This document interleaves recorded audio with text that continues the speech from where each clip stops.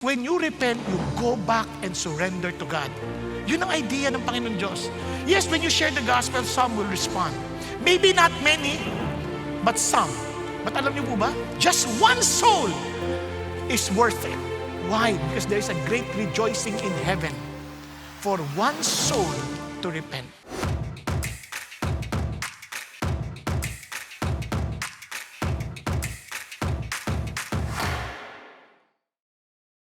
Last week, ano sabi natin? I witness. I will tell people about Jesus. Remember the declaration? I am just a nobody telling everybody about somebody. Dinugtungan ko lang ng konti. Who can save anybody? Are you following? O sabay-sabay natin sabihin. I am just a nobody telling everybody about somebody who can save anybody. Ang tanong lang, marami sa atin nahihiya. Bakit? Kasi, remember this, right response required. Don't be surprised by the responses. Kasi talaga iba-iba yung response ng tao. Konting mabilis lang ang review ha. The Sanhedrin, naalala nyo, they were asking Jesus, ikaw ba talaga si Kristo? Tell us straightly. Sabihin mo sa amin. Huwag ka na paligoy-ligoy pa. Sabihin mo, ano ba? I am the Christ. Wala na tayong dahilan. Blasphemous. Hindi naman talaga after sila sa katotohanan eh. After silang maghanap ng dahilan para siya i-execute. Tama? No. Tapos nagpa-picture pa yung ibang pag-discuss natin. Yung mga Sanhedrin, di ba? Didiscuss nyo yun. Didiscuss nyo pa sila Pontius Pilate. Nag-groupie sila. Si Pontius Pilate, di ba? Si Herod, di ba? Si Simon of Cyrene. Kanya-kanya sila. Sila Barabas. Yan, nagpa-picture yun. Dalawang kriminal. Bago sila mamatay, nagpakuha muna. No, joke lang yun. Pero, yan. Ang galing ng pagkakagawa, no? Talaga uso na rin talaga yung mga selfie ng panahon na yun eh. Ito. Ano yung mga natutunan natin? Si Pastor Ricky during the morning gave the summary. Yung sa hapon, hindi ko maalala. Basta ang alam ko sa hapon, binigyan tayo ng diin na, na sinasabi sa atin na we are to be a better witness or effective witness by the right perspective of Jesus, the carry His cross, and right view of the future. Naalala niyo pa? Pero binigyan din tayo ng summary sa umaga. Yung mga Jewish leader, ang kanilang reaction, trusted in religiosity for salvation. But to us, we need to admit our need for Jesus. Yung Pilate feared and loved people more than Jesus. Kaya alam nyo, sa kasaysayan ng mga Roman Empire, bakit parang nawala si Pilate? Di ba dapat kung talagang known siyang leader, dapat nandoon siya sa history. Ba't hindi siya sinulat ng mga panahon na yon? Kasi sa mga Hudyo, ay sa mga Romans, ayaw nila ng nabaliw na governor na ilalagay sa kasaysayan. Kahit nawala siya for a while. Kasi nabaliw siya, hugas siya ng hugas ng kamay. Nabaliw. Hindi, totoo yun. Hugas siya ng hugas ng kamay, nabaliw siya. Pero hindi lang may tatanggi. Kasi nung na-unearth yung nandun yung sa steps yung kanyang pangalan. At dun sa flooring. Makikita nyo yan pag napunta kayo sa Israel, sa area ng mga Caesarea Philippi. Makikita nyo yan. Yung si Herod, ganun din. Sabi niya, eager to meet Jesus, but only because he wanted something from him. Sabi naman sa atin, ang response dapat natin, make Jesus your Lord and Master. Si Barabas, ganun wala naiintindihan. Basta sa kanya, makaligtas na ako sa pakulungan. Yan. And believe that Jesus took all our sins upon Himself. Ganun din si Simon of Cyrene. Si Simon of Cyrene, hindi niya alam ginagawa niya. O si Zero lang siya eh. Pinilit na magbuhati ng krus. Pero ang gusto ng Diyos, we are to really take up our cross daily and follow Jesus. Ngayon si Daughters of Jerusalem, masentimiento sa Diyos, pero walang talagang pagkaunawa sa palatuntunan ng Diyos. Kasi sabi ni Lord, huwag kayo iyak-iyak lang, ganyan, maawa kayo, huwag sa akin, kundi sa inyo. Kasi ako may palatuntunan eh. Kaya love Jesus and live a holy, faithful life until the end. And of course, yung two criminals na fulfill yung prophecy about Jesus. So, tingnan na natin ito ngayon. Ngayon, yung continuation ito. 6 responses to Jesus at the cross. Okay? Mabilis lang, huwag kayong mag-alala. Mga 3 oras. Okay. Bakit ito importante? Because this response is something that we must have. And at the same time, ito rin yung ma-expect mo when you share the gospel. Kasi minsan, pag nagbalita ka, nakaka-discourage na parang, ba't hindi tinanggap? Diba? Parang feeling mo tuloy, hindi ka marunong. Di ba? O parang akala mo ikaw yung tinanggihan. Hindi. Sa totoo lang, kung panahon nga nung Jesus mismo, ni-reject o kaya ganito yung ginawa nila, then expect the same. Okay? Wag tayong mag-iisip na lagi tayong panalo. Di ba? Anong response na una? Rejection. Yan. Bakit? Tingnan nyo ha. When they came to the place called the skull, kasi meron pong lugar doon, pag napunta kayo sa Israel, yung bundok talaga mukhang bungo. Mukhang bungo. Ang tawag doon, Golgotha. Yan. There they crucified him and the criminals, one on the right and the other on the left. So magkabila, so napagitaan si Jesus. One of the criminals who were hung there hurling abuse at him, saying, "Are you not the Christ? Save yourself and us." So in other words, kasi yung mga tao, nakapaligid din doon eh. They were also hurling the same insult and abuse against Jesus.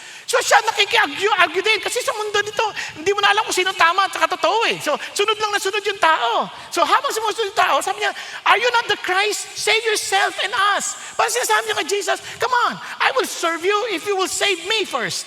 Di ba? Kung talagang totoo ka, ligtas mo ako. Laking pasarili.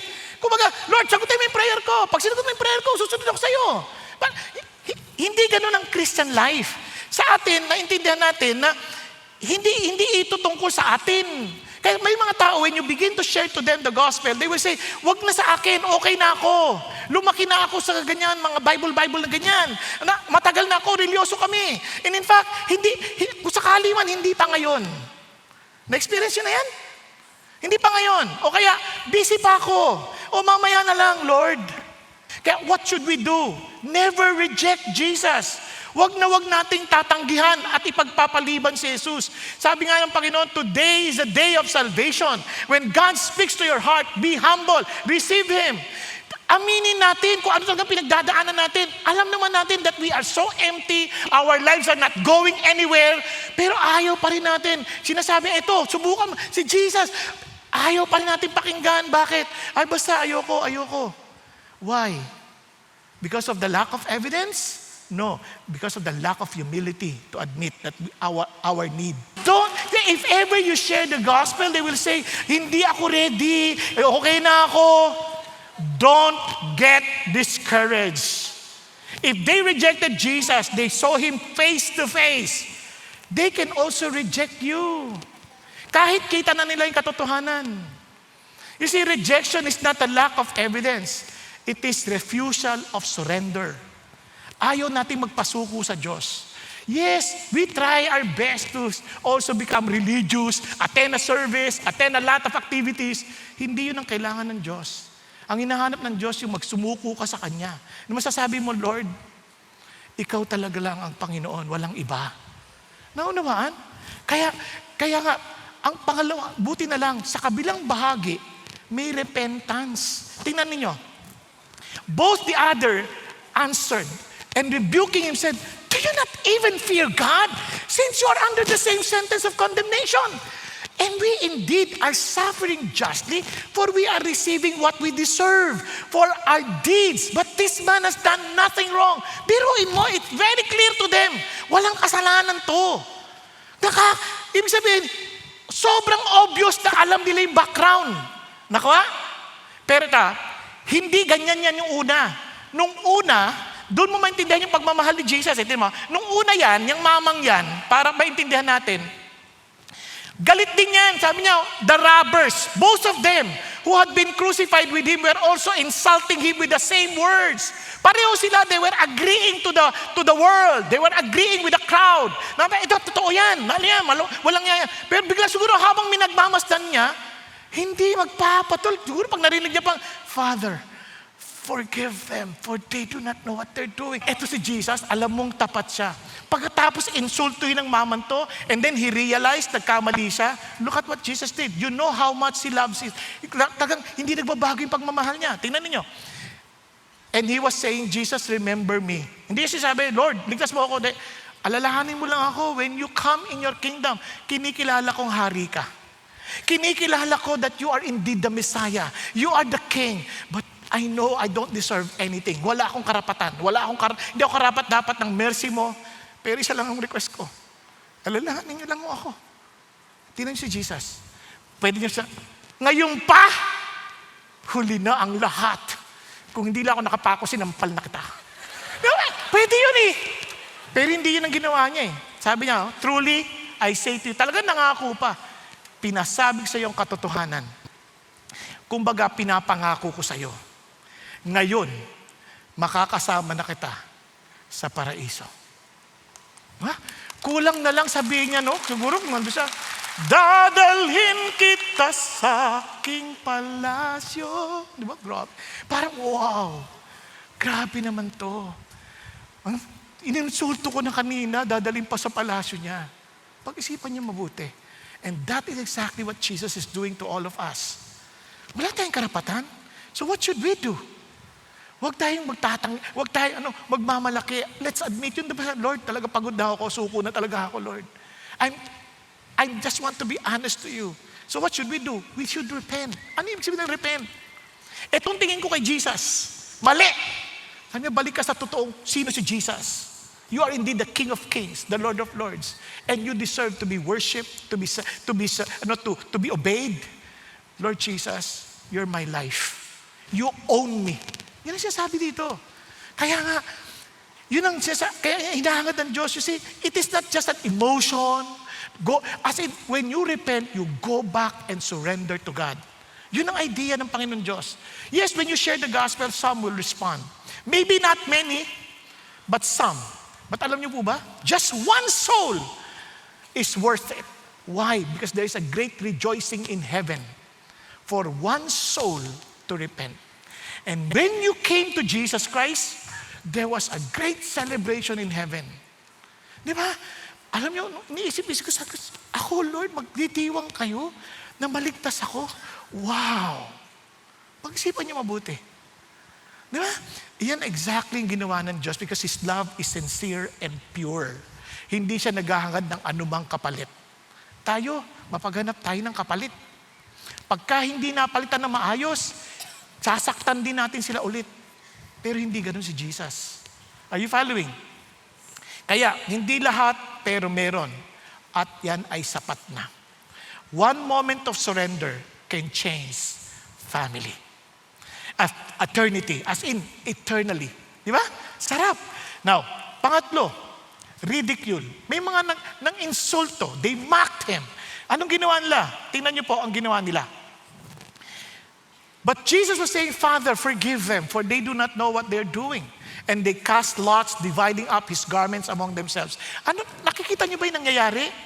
Nakikita niyo ba? Parang they were showing them. Ito yung prophecy, long time ago. Just before your eyes, if you truly understand the word, ito nangyayari before your eyes, what I already told you, long time ago. Parang sa panahon natin ngayon, di ba? Kung nababasa mo yung Bible, wow! Yung nangyayari sa Middle East, yung mga nangyayari sa mundo, yung nangyayari sa amin na flood control, hindi yan bago. Kung nabasa niyo yung Bible, makikita niyo, hindi kayo masusurprise. Hindi kayo masusurprise. Magugulat pa kayo, wow, malapit na ang pagdating ng Panginoon kasi kitang-kita ko na kung paano niya ginagawa at sinufulfill ang kanyang salita. And that is exactly what's going on here. And the people stood by looking on, even the rulers were sneering at Him, saying, He saved others, naligtas siyang iba, pero hindi niya maligtas ang kanyang sarili. If this is the Christ of God, His chosen one, bakit? Tingnan niyo, the soldiers mocked Him, coming up to Him, offering Him our sour wine. Isipin niyo, the very Creator, binigyan ng sour wine. Di ba? Insulto kasi, kung siya'y hari, you are presenting the best wine available. But He was given a sour wine. Anong ginamit na? Pinantabo para iabot sa Kanya. Yung ginagamit sa panghugas ng puwet. Sobrang insulto. Sabi niya, ligtas mo sarili mo. There was also, dilagay pa ng inscription, this is the King of the Jews. And the Jewish people, they were laughing, they were mocking Jesus without knowing. If these Roman soldiers would mock an innocent one, claiming to be your king, just imagine anong gagawin nila sa inyo after. Kung kaya lang gawin to sa mga inosente, isipin nyo anong kaya lang gawin sa mga magre-rebelde sa kanila. Pag-isipan nyo, hindi na nakita yon. Bulag na bulag sila. At sinisigaw nila, labo. Sabi niya, kaya Wala silang naiintindihan. Sa krus po, they mocked Jesus na hindi lang naintindihan. Kung ililigtas ko yung sarili ko, hindi ko na kayo maliligtas. Naunawaan? I need to die here on the cross. Because without shedding of blood, there is no remission of sin. Kaya hindi ko kayo papatulan. Ito si Jesus, sinesave niya tayo. Minsan, yung ating mga nararanasan, kaligtasan yan to build our character. Pero kung hindi natin titingnan ng mabuti, sisirain tayo niyan. Okay? Kasi, kaya nga, we need to honor Jesus and let us not treat Him casually. Huwag nating parang tinuturing na parang ordinaryo lang. Ano makikita natin yan sa paraan natin ng pakikitungo sa tao? Makikita natin yan sa the way we attend or, kunyari, isipin niya, are you coming here for Jesus? Now, tanong yung sarili mo, how do you listen? Are you here listening to the words of Jesus? Kunyari, ginagamit lang kami ng Panginoon Diyos? O, how should you listen? Pag-isipan niyo mabuti. You see, mockery is not always loud. Sometimes it is quiet disregard. Kaya gusto ko yung sinabi ni Pastor Ricky kanina, quoting Janet Denison, Crosspoint Church. Sabi niya, using social media to create viral while insulting others, that's mockery. Sabi niya, trivialize His name as a joke or punchline, that's mockery. Reject His commands to avoid lifestyle changes. Diba? Minsan, binabaluktot pa natin sinasabi ni Jesus doing scholarly presentation. Para ano? Para mag-agree sa gusto nating lifestyle, hindi sa gusto ni Jesus. Now, distort His teaching, treat modern ideologies, use His name for personal gain, and disregard His commands but claim He is Lord. Hindi naman pinapansin yung kanyang sinasabi. That's mockery. Pero tandaan nyo ito, people may laugh, dismiss us, even joke, and make us a butt of jokes. Yes, it will hurt, but it is expected. Maaasahan yan. But what people laugh at today, they may cry over tomorrow. And for us who are crying today, ano sabi ni Jesus? Blessed are those who mourn, for they shall be comforted. Amen po? Yun ang ating panghawakan. And kaya sabi na, do not be mocked, do not be deceived. God is not mocked. For whatever a man sows, sabi niya, this will also reap. Ako, kung ano yung tinanim mo, yan ang aanihin mo Number 4, resistance. They will resist you. Bakit ko nasabi? Tingnan nyo. And the people stood by looking on, and even the rulers, the people and the rulers, were sneering at Him, saying, He saved others, let Him save Himself. This is the Christ of God, His chosen one. Nakakalungkot, no? They knew the scripture. They knew that before Christ to be glorified, before Christ to be honored, Christ to bring justice to the world, He had to suffer first. But they never saw it. Kasi hindi na binabasa ng totoo. Basta sa kanila, sinabi na ng pastor yan, okay na yan. Sinabi na ng mga rabbi sa amin, okay na yan. No. We are asked by God. Ano sabi ng Lord? This book of the law shall not depart out of your mouth, but you shall meditate on it day and night, that you will be careful to do everything written in it. Then you shall be prosperous and have good success. Di ba ang sarap nun? We want to be successful. We want prosperity. But we don't take God seriously. Kaya hindi natin binabasa ang kanyang salita. Kasi tingnan nyo, ako, alam nyo si Jesus, ang saya. Wala kang kakatakutan You know what? Sabi ng isang pastor, the hardest people to reach are not sinners outside. Sino? But religious people inside. They know the scripture, but they don't understand it. They have no perception of who God really is. Kawawa. Lahat sa kanila parang religious activity lang. Kaya pansinin ninyo, ang daming tao, hindi na na-enjoy ang Christianity. Bakit? Kasi, pag sinabi mong kailangan mo si Jesus, mabait naman ako spiritual naman ako alam ko na yan. Hindi na kailangan ng Diyos. God wants us not just to know Him, but we are to submit to Him. Okay pa tayo? Kaya nga, when we share the gospel, accept some and say, they will even argue with you. They will even debate you. I know that, but still resist to submit to Jesus Christ.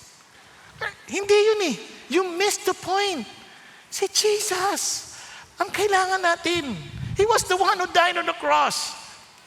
You see, you can know the truth and still resist it. Bakit? Kasi we don't want to disturb our comfort. Kaya buti na lang, mayroong mga ilan na they had this recognition. Anong recognition? They recognized Christ. Look at this. Now when the centurion saw what had happened, biglang lumindol tapos dumindol. He began praising God, saying, certainly, this man was innocent. Hindi lang yun ang ibig niyang sabihin. Imagine a centurion leads about 80 to 100 soldiers. They are battle-tested. Pero alam nyo, tapang to, mga siga ito. Pero hindi lang yun ang nakita niya. Hindi lang siya innocent. Anong sabi niya sa Matthew? Now the centurion and those who were with him, keeping guard over Jesus when they saw the earthquake and the things that were happening, became very frightened and said, truly, this was the Son of God. Hindi sila nagbulag-bulagan. Talagang they prostrated themselves before the King of Kings. Eto nga talaga ang anak ng Diyos. You see, friends, minsan hindi agad-agad at silang nakakakilala. Kahit tayo, huwag tayong magalit sa mga mag-anak natin. Minsan dinadala natin dito parang walang nangyayari. Relax ka lang. Sometimes they're very sincere. Pero hindi agad-agad.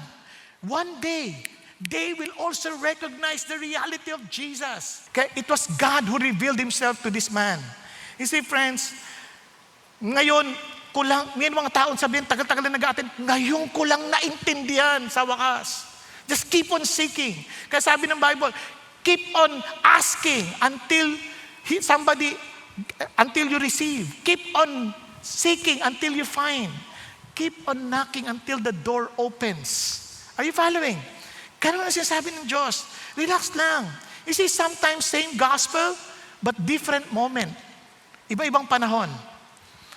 See, kaya ang response dapat natin, we need to look at Jesus clearly. Siya ang hanapin natin. Huwag yung pastor. Huwag yung mga fellowship lamang. Hanapin natin si Jesus. When we come together to study the Word, look at Jesus. See Jesus clearly. Naku ha, huwag yung kakainin sa D-group. Uy, ano pagkain kayo sa D-group? Ang dami-dami. Huwag. Hanapin natin si Jesus. Naunawaan? Hello? Huwag yung crush natin. Yung iba, crush naman ang hinahanap. Hindi ka pa nahiya niya, may asawa ka na, crush ka pa dyan. Hanapin natin si Jesus. Naintindihan? Now, look at this. Now, kaya some people, take time. Don't rush them. Don't give up. Don't give up. Kaya hindi kasi instant. Pero minsan totoo sila, pero hindi lang instant. Kaya recognition is often a journey. Now, tingnan ho natin to. And lastly, responsive devotion. Kaya nga, we need to respond.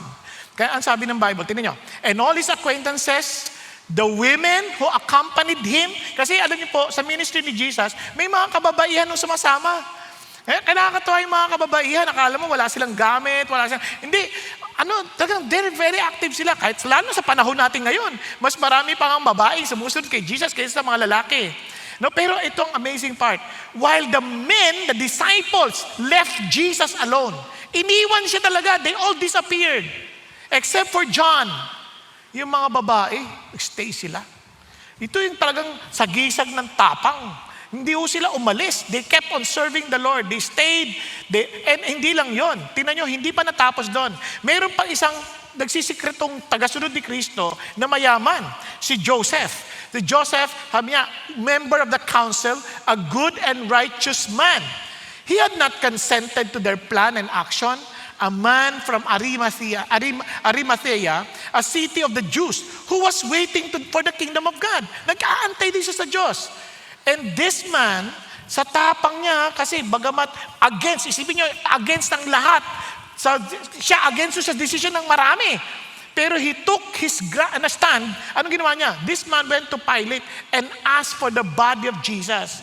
And he took it down and wrapped it in a linen cloth and laid him in a tomb cut into the rock where no one had ever lain. Si Joseph po ay mayaman. No, mayaman, leader siya sa Sanhedrin. Now, tita nyo yung prophecy sa Isaiah 53 that he would die with the criminals, with the poor, pero he will be laid and buried with the rich. O grabe no? Yung fulfillment na pinapakita ng Diyos sa kanila. And kitang-kita nila yon. Now, alam niyo po ba na hindi lamang si Joseph of Arimathea, ano pa, sino pa? Si Nicodemus. Si Nicodemus, sa John naman, mapapansin who had first come to him by night. Naalala niyo yun, yung sa John chapter 3. Also came bringing a mixture of myrrh and aloes about 100 pounds weight. Hindi yung biro. While the disciples disappeared, the women stayed. Joseph stepped forward and Nicodemus finally stood his ground. Alam niyo sa buhay, maraming hamon, maraming mga pressure ng crowd. Sabi sa'yo, wag di tama yan, mali yan. And sometimes, napo-force tayo na mag-compromise. Wag. Bakit? God wants us to remain faithful. Even if it's hard, even when it's quiet, need to be faithful. Of course, we can expect some will step back. Some will stay silent and even disappear. But you and I, we need to keep going. Amen po. Tuloy-tuloy lang, kahit wala sa spotlight. Kahit hindi tayo pinapansin, tuloy-tuloy lang. Kahit sinusuklian tayo na hindi maganda, tuloy-tuloy lang. Total, ang pinagsisilbihan natin, hindi tayo sinuklian. Nag-advance na si Jesus. You see, friends, faithfulness is proven under pressure. Now, before I end, I just want to show you something. Alam niyo ba itong mga kinuha ng Jesus na mga eyewitnesses? Criminal, moral outsider. Wala talagang pag-asa yan. Centurion, racial outsider. Hindi siya Hudyo. Ang panalangin ng mga Hudyo noon, salamat at hindi ako hentil. Dahil ang mga hentil ay panggatong lamang sa impyerno. Tayo, mga hentil tayo. And yet, we are racial outsiders. Pero niligtas ng Panginoon Diyos. Women, social outsiders. Sila po ay considered na mga property at second class. In fact, hindi sila pinakikinggan sa korte. They are social outsiders. Ito, para for Jesus to save them? Wow! Pero amazingly, hindi niya sinasabing mahihirap lang ang kanyang inaabot o yung mga cast out lang. Pati ang mayaman, a respected leader. Sama na natin si Nicodemus. Sarang sinasabi, Lord, salvation is not based on your background, your moral performance, social status, or your qualification. Lagi natin pinapaalala ang ating sarili, for by grace, you've been saved through faith. That's not of yourself. It is what? A gift of God. Regalo to sa ng Diyos. Not as a result of work, so that no one may boast. Kapatid, may good news ako sa inyo. Habang inaalala natin yung sacrifices ni Jesus, alalahanin mong hindi ito tungkol sa iyo, gawa. Ginawa niya na. Kaya huwag ka na magpapako sa krus. Huwag ka na magpahataw sa iyong likuran. Naintindihan ninyo? Kung mag-aayuno ka man, mamigay ka na lang ng pagkain sa wala. Naintindihan? Kasi hindi naman yung gagawin natin ang issue. Ang issue, ano yung ginawa ni Jesus. Kaya natin ginagawa ang mga bagay na ito kasi alam natin, ligtas na tayo. Di ba napakabuti ng Panginoon? And alam niyo kung bakit? We need to come to Jesus, not like the other criminal. If you will do this, di ba sento niya, sarili niya pa rin. Minsan even in our good works, sarili pa rin natin parang I want to be saved, kaya gagawin ko to. Hindi. Gagawin ko to because Jesus saved me. Magkaiba. Kaya yun ang sinasabi niya rito, unless Jesus becomes the center of your life, you never understand Christianity. Kasi in Christianity, Jesus is at the center. Unless we see ourselves as God, be merciful to me, the sinner, you'll never understand the salvation of the Lord. Kaya sabi niya, Lord, remember me. I deserve what I'm suffering from. I deserve this, Lord. But just remember me. Wala akong pagmamalaki. Just remember me. Friends, do not follow the crowd. The crowd is saying, kung talagang totoo ka, gawin mo to. Dapat walang kahirapang nangyayari. Kahit tayo na may kagagawa ng kahirapan na nangyayari sa atin. Kaya nga, do not conform to the standard of this world, but be transformed with the renewing of your mind. And remember this, Jesus took all the sufferings, the payment of sin. He made him who knew no sin to be sin on our behalf, so that we might become the righteousness of God in him. Whenever God looks at you, he sees Jesus. He sees his righteousness. Kaya be confident enough. Are you suffering? You pray. Are you happy? praise, sing praises to the Lord. Tama? Are you sick? Call the other brothers and sisters to pray with you, especially those who are matured. If you're sinning, pray for one another. Confess to one another. For the prayer of the righteous man. We became righteous because of Jesus. Remember, is effective and powerful. Kaya yung mga nangyari sa atin, nasa iyo ang kapay. Nasa iyong kamay ang mga kapangyarihan na yan. You come to God with confidence because Jesus is our righteousness. Amen? Kapag nag-pray ka, alam mo, papakinggan ka ni Lord. So let me just summarize. So ano sabi ni Lord? The penitent thief, salvation is by grace alone. Admit your need for Jesus. The soldiers, God is not mocked. Sin will have its consequences. Love God, hate sin. The rulers, people need to know Jesus alone is the Savior. Make it a lifestyle to tell people about Jesus. Huwag lang isang minsan ng sharing. Kaya, sino sa inyo nakatanggap ng yung best decision? Wala kayo? Wala, nandun sa Chronicles. Ay, inisnab ninyo yung Asher. Hindi nyo pinansin. Binibigyan kayo ng Chronicle, hindi nyo inabot. No. Meron dong best decision. Gamitin natin yon. Share the gospel to everybody. As in, no one is beyond the grace of God. Yung centurion, abot yan ng Lord. Believe that Jesus is willing and able to save you. The women, true followers of Jesus, are faithful to Him for life. Kaya be faithful and obey Jesus every moment, every day. Joseph of Arimathea, only Jesus can transform our lives. Give your life to Jesus. So in other words, go into the world and preach the good news. Friends, gusto ko lang sabihin sa inyo, hindi ka pwedeng neutral kay Jesus. May sagot ka dapat. Hindi pwedeng gitna. And let me end with a story.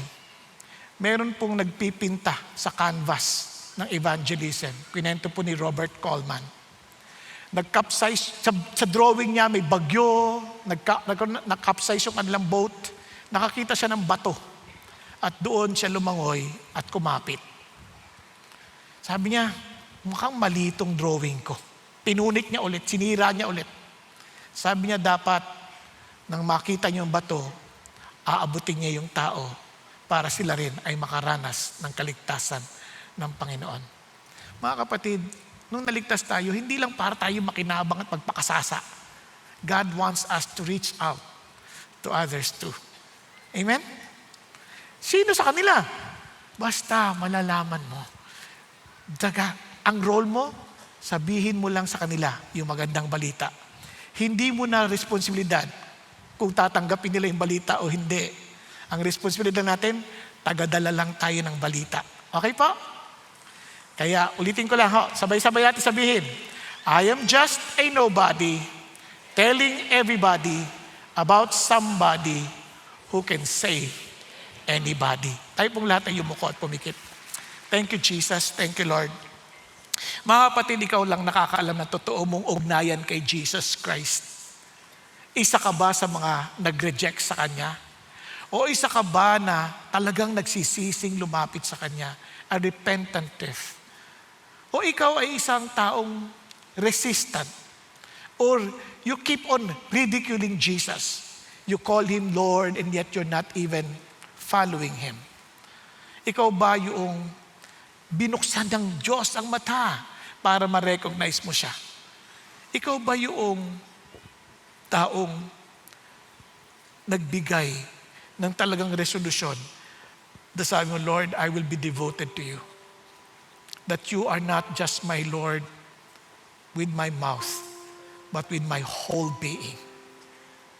I will respond to you with my devotion, giving you my all, as you have given yourself and your all to us.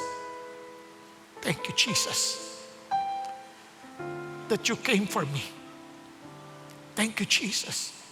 I am so helpless and hopeless, but you came for me and you saved me. You died for me. You left the comfort of heaven that I may experience comfort in you. Thank you, Jesus. Kapatid, if God's speaking to you, don't wait for tomorrow might be too late. Ngayon ang araw ng kaligtasan. maging sa mga nasa online, I challenge you. Ngayon, ang araw ng desisyon. Don't wait for tomorrow. Hindi natin alam pwede mangyari bukas. Kaya habang lahat tayo nakayukot, nakapikit, hinihiling ko sa iyo, magpakumbaba kayo sa Panginoon. If Jesus still not the Lord of your life, tandaan natin, sayang ang lahat ng mga mensaheng pinapaabot niya sa atin. Kung sa araw nating pagharap sa Kanya, hindi niya tayo kilala. Kaya naman, let us come to Him now. Don't wait for tomorrow. Now, today is a day of salvation. If God's speaking to you, be humble. Just raise your hand to the Lord. Ako po yun. Ako po yun. Yes, hallelujah. Thank you, Jesus. Yes, maging nasa taas, nasa upper balcony, maging sa mga nasa online. Yes, be humble. Raise your hand to Jesus and say, Lord Jesus, just remember me, Lord. For you are indeed the King of Kings. You are the Lord of Lords. Thank you for dying on the cross for me. And thank you that you rose again from the dead. That whoever believes in you will never die. Hallelujah. Thank you, Lord, that we will forever live with you. Not because we're good, but simply because you are good. And your righteousness, O God, becomes ours. Because you died for us. You paid the penalty of sin. And you placed your goodness to us, O Lord, that we can come boldly to the Father. And Lord, and exercise our new nature, a being of, Lord God, part of your family. Thank you, Lord, that we can cry out to you, Abba, Father. Thank you, God Almighty, for loving us beyond measure and beyond imagination. And we accept that love. At gayon din, Panginoon, we want to spread this love to many people as possible. To whoever people you bring to us, O God. So Lord, as I have heard your good news, and I pray for every one of us, not only for those who accepted you now, but even for those who are already, Father God, followers of you, O God, being the King of Kings, I pray that we will commit ourselves to go and preach the gospel, knowing that we are just nobody, telling everybody about you who is somebody who can save anybody. We love you, Jesus, because you first loved us. And we give you all the glory and honor. In Jesus' name we pray. Amen, amen, and amen.